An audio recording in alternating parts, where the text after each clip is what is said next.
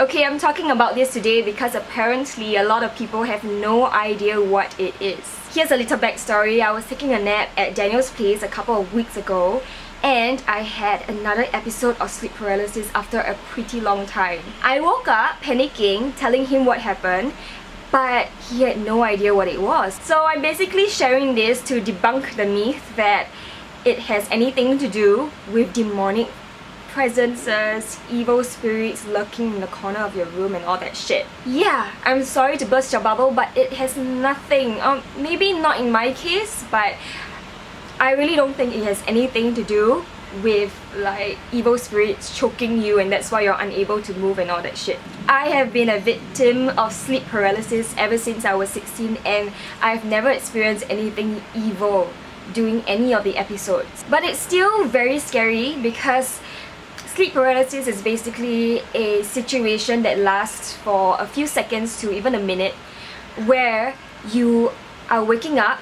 you're mentally there, but your physical form isn't. So you know what you're doing and you know what's going on and you're trying to wake up but your body just won't move. So yeah, it has been proven with science that sleep paralysis is caused by sleep deprivation, however you pronounce it, when you're sleep deprived. That also explains why Kendall Jenner kind of reported having it, because she's constantly working, moving from country to country on an airplane, and that's why she's not getting enough rest. Okay, so my first experience happened when I was 16. I came home from school, secondary school.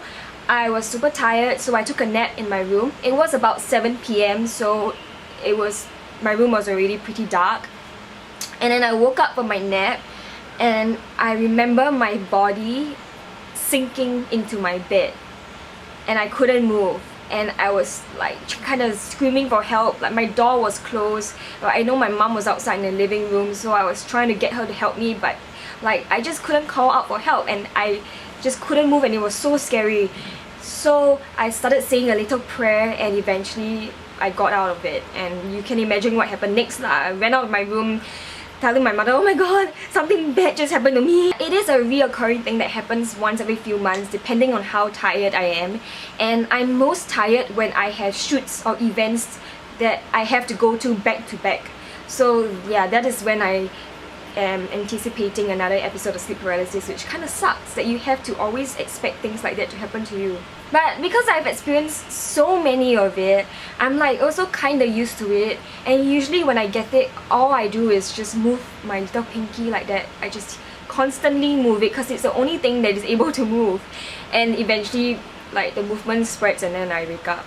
Also, I noticed that I get my sleep paralysis episodes when I'm sleeping on my back, chest up.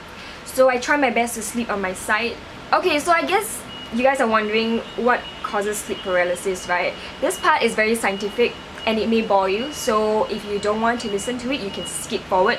But if you're a science geek like I am, here's an explanation. So basically, when you sleep, your body goes through two different sleep stages, the non-rapid eye movement stage and the rapid eye movement stage. So during the non-rapid eye movement stage, which is kind of like the better stage, your body really sleeps and restores itself, so it's a good sleep. During non-rapid eye movement stage is when your eyes like move rapidly, hence the name, and you start dreaming.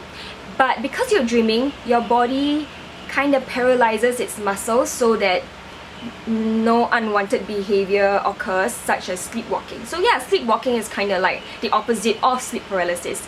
So sleep paralysis occurs when you are waking up from a non-rapid eye movement stage, when your muscles are paralyzed, and that's why you wake up mentally but not physically. And that's about it. That's all I really wanted to share. I just wanted to talk about something weird that has been happening to me.